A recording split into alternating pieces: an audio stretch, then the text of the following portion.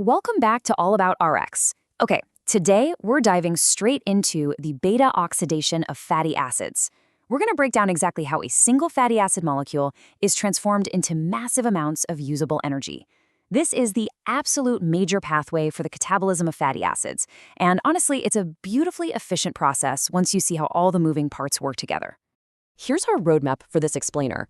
First up, crossing the mitochondrial membrane. Then the 4 core reactions, calculating our net ATP yield, handling odd chain and unsaturated fats, and finally peroxisomes and alpha oxidation. Let's get right to it. Section 1. Crossing the mitochondrial membrane. So before we can actually break down a fatty acid, we've got to get it into the mitochondrial matrix. Think of this like a highly regulated security checkpoint. The journey actually kicks off outside the mitochondria, right in the cytosol. Here, an enzyme called fatty acyl-CoA synthetase, you might also hear it called thiokinase, activates the fatty acid by slapping a CoA group onto it. But this is an investment phase. It literally costs the cell 2 whole ATP molecules just to prime this fatty acid for the energy extraction process that's coming up. And that brings us to our next big hurdle, the Carnitine Shuttle. You see, while smaller fatty acids, those with fewer than 12 carbons, can basically slip right through, long-chain fatty acyl-CoA absolutely cannot cross the inner mitochondrial membrane on its own. So what happens? CPT-I, which is sitting on the outer membrane, attaches a carnitine molecule to the fatty acid. Then carnitine/acyl-carnitine translocase acts like a ferry, shuttling it right across the inner membrane. Once it's safely inside, CP2 spops off the carnitine and regenerates the acyl-CoA right inside the matrix. And hey, notice the neat regulation mechanism here. Malonyl-CoA acts as a reciprocal regulator, effectively putting the brakes on CPT-I. This is absolutely crucial because it ensures that fatty acid synthesis and beta-oxidation aren't just spinning their wheels and running at the exact same time. Now, let's look at what happens when this shuttle system actually fails. As a super high-yield exam tip, remember this. A deficiency in CPT-I primarily hits the liver. Because the liver suddenly can't oxidize fats to power gluconeogenesis during a fast, it leads to severe hypoglycemia, which can, unfortunately, lead to a coma or even death. On the flip side, a CPT-II deficiency primarily strikes cardiac and skeletal muscle, so patients present with things like cardiomyopathy, muscle weakness, and myoglobinuria. 2 very different clinical pictures. Section 2. The 4 core reactions. All right, so now that our activated fatty acid is securely inside the mitochondrial matrix, it enters what's basically a repeating enzymatic assembly line. Every single round of this cycle involves the beta carbon and consists of 4 distinct repeating steps. First, an oxidation, then a hydration, a second oxidation, and finally, a thiolytic cleavage. This relentless cycle successively snips off 2 carbon fragments in the form of acetyl-CoA, all while churning out precious energy carriers, NADH and FADH2. Let's zoom in and see how this builds chemically. Looking closely at the actual enzymes doing the heavy lifting, acyl-CoA dehydrogenase handles that first oxidation, and that produces our FADH2. Next up, enoyl-CoA hydratase performs the hydration step by, you guessed it, adding water. Then 3-hydroxyacyl-CoA hydratase drives the second oxidation, which yields NADH and a proton. And finally, beta-ketoacyl-CoA thiolase completes the all-important cleavage. This releases 1 single molecule of acetyl-CoA and leaves behind a fatty acyl-CoA chain that is now exactly 2 carbons shorter. And that shortened chain, it just loops right back around to step 1. Section 3. Calculating net ATP yield. Okay, with that repetitive cycle established, it's time to count our profits and calculate the massive energy payout generated from a standard 16-carbon fatty acid. If we look at palmitate, a classic 16-carbon saturated fatty acid, a single molecule of this stuff ultimately yields a staggering 129 net ATP for the cell. That's a massive amount of energy. Let's break down exactly how we arrive at that enormous number. Let's walk through the math. A 16-carbon chain requires exactly 7 rounds of beta-oxidation to be completely sliced up into 8 2-carbon acetyl-CoA molecules.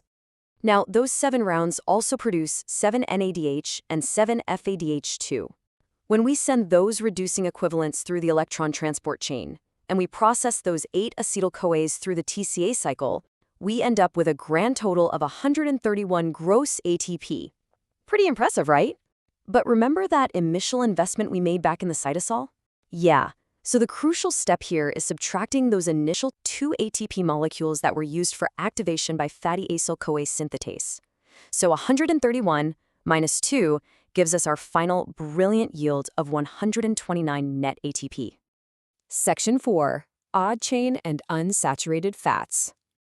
Well, having covered standard even-chain saturated fats like palmitate, we've got to investigate the metabolic rule breakers. What happens if you have a 17-carbon fatty acid, for example? The initial steps actually proceed exactly as normal until the very last round. That round leaves behind a 3-carbon compound instead of a nice, neat 2-carbon one. This 3-carbon molecule is called propionyl coenzyme A. Now, odd-chain fatty acids uniquely yield this glucogenic propionyl coenzyme A, which is then converted into succinyl coenzyme A, so it can smoothly enter the TCA cycle. This conversion is incredibly important because it relies on crucial biotin and vitamin B12-dependent steps. In fact, fun fact here, this is literally the only example of a glucogenic precursor generated from fatty acid oxidation in our entire metabolism. We also need to look at the specialized handling of unsaturated fatty acids. These actually yield slightly less overall ATP. Why? Because their existing double bonds mean they're already partially oxidized. They essentially get to skip the first oxidation step, which unfortunately means fewer reducing equivalents are produced.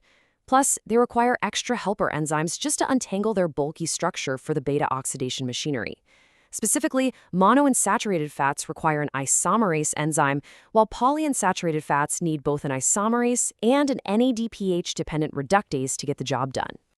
Section 5. Peroxisomes and alpha oxidation. Finally, we're looking at the extreme edge cases, fatty acids that are simply too bulky or structurally complex to enter the standard mitochondrial pathways. Very long-chain fatty acids, we're talking those possessing 22 or more carbons, must first undergo preliminary processing in organelles called peroxisomes. Here, an enzyme called acyl-CoA oxidase does the initial heavy lifting. But here's the catch. Instead of capturing energy as FADH2, it passes the electrons directly to oxygen, which produces hydrogen peroxide. Once the chain is shortened enough, then it gets transferred over to the mitochondria. If there is a genetic defect in targeting matrix proteins to these peroxisomes, this entire pathway fails. That causes a toxic, dangerous buildup of these very long-chain fatty acids in the blood and tissues, a devastating condition known as Zellweger syndrome. Lastly, we look at the role of alpha oxidation. This is a specific workaround for branched-chain fatty acids like phytanic acid, which we actually absorb from dietary sources like dairy and ruminant fat. You see, phytanic acid has a methyl group sitting right on its beta carbon. This pesky, obstructive methyl group completely blocks standard beta oxidation. To bypass this roadblock, the cell uses alpha oxidation to just clip off a single carbon dioxide molecule from the front of the chain. This brilliant little move shifts the entire metabolic reading frame, turning it into a molecule called pristanic acid. And once it's pristanic acid, it can then safely proceed through standard beta oxidation. It's wild, right? Just consider how even a single missing enzyme in this beautiful chain alters the entire human body. A tiny structural branch on a fat molecule from your morning glass of milk literally forces your cells to deploy an entirely separate metabolic pathway just to shift it by 1 carbon. So how might these specific enzyme deficiencies present in a patient's everyday diet? And what does that teach us about the fragile, absolute precision of our own metabolism? Definitely something to think about. If you found this comprehensive biochemistry explainer helpful, make sure to like, subscribe to the channel for more content, and share it with your fellow students. Thanks so much for watching, and we'll see you in the next explainer.